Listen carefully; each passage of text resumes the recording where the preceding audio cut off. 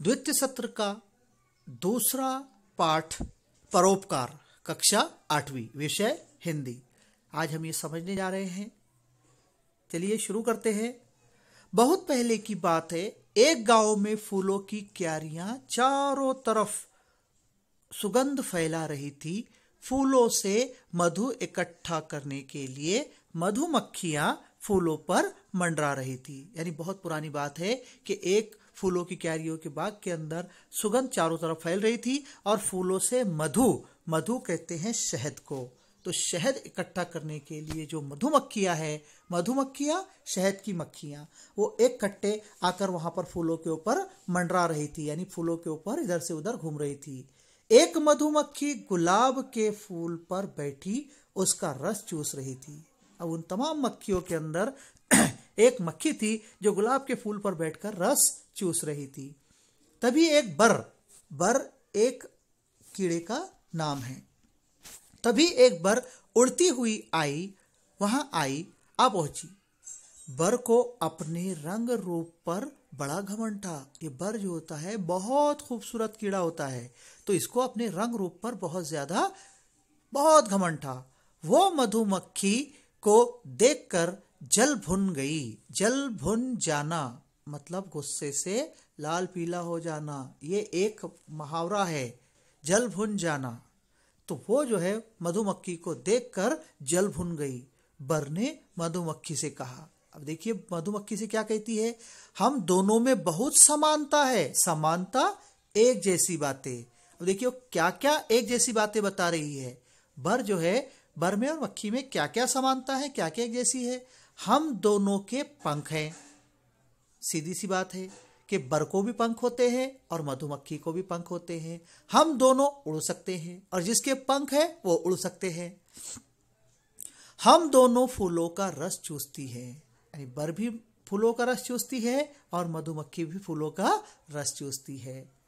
हम दोनों डंक मारती है। डंक मारना, डसना, तो ये दोनों के दोनों जो है ये डसते हैं। इनको डंक होता है और ये डंक मारते हैं। तो तीन विशेषताएं बताई है बर ने मक्खी को कि हम दोनों के अंदर जो है, तो हम दोनों को पंख है, हम उड़ सकते हैं, हम दोनों फूलों का रस चूसते हैं और हम डंक भी मारते हैं। इस तरह से तीन बातें हमारे अंदर समान है, एक जैसी है।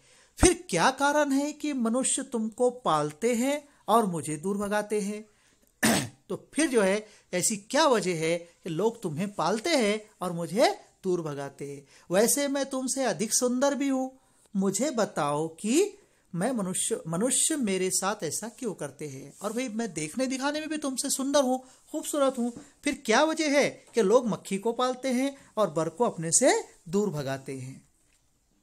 मधुमक्खी ने उत्तर दिया, ये सच है बहन, ये बात बिल्कुल सच है। तुम रंग बिरंगी हो, उड़ती भी हो, परंतु फिर भी तुम्हारा आदर नहीं होता। आदर होना, सम्मान होना, इज्जत मिलना। कि तुम उड़ती भी हो, तुम्हारा रंग भी बहुत खूबसूरत है, लेकिन फिर भी तुम्हारा आदर नहीं होता, तुम्हारी इज्जत नहीं की जाती।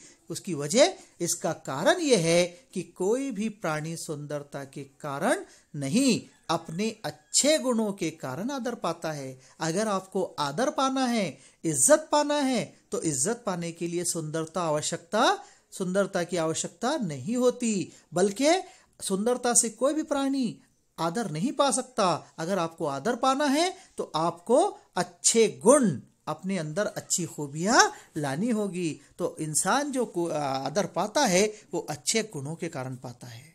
काहे के कारण पाता है? अच्छे गुणों के कारण आदर पाता है। सुंदरता के कारण आदर नहीं मिलता, सम्मान नहीं मिलता, इज्जत नहीं मिलती। मनुष्य उन प्राणियों का ही आदर करता है, प्राणी जानवर। मनुष्य कहते हैं इंसान को। तो इंसान उन्हीं प्राणियों का आदर करता है जो परोपकारी होते हैं। परोपकार करना, एहसान करना। जो जानवर मनुष्य पर यानी इंसान पर परोपकार करता है, एहसान करता है, उसका फायदा करता है, वो उसी का सम्मान करता है, उसी का आदर करता है, उसी की इज्जत करता है।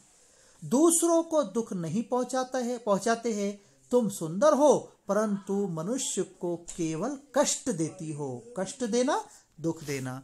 तुम बहुत सुंदर हो, लेकिन तुम दूसरे इंसानों को हमेशा कष्ट देती हो, हमेशा उन्हें दुख देती हो। ये देखिए यहाँ पर मक्खी और बर की तस्वीर बताई गई है। ये मक्खी है और ये बर है। हाँ, तुम उन्हें डंक मारती हो, तुम्हारे डंक मारने से सूजन आ जाती है। मक्खी यहाँ पर बर को कह रही है कि तुम जो है तो मनुष्य को डंक मारती हो और डंक मारने की वजह से उन्हें सूजन आ जाती है, बहुत दर्द होता है। मैं उन्हें मीठा शहद देती हूँ, मैं उनके काम आती हूँ, यही कारण है कि वे मुझे पालते हैं और तुम्हें दूर भगाते हैं। यहाँ पर जो है तो मधुमक्खी ने उसको समझाया कि भाई तुम्हारे रंग रूप की वजह से नहीं, बल्कि तुम्हारे अच्छे गुणों के कारण लोग तुम्हें आदर देंगे।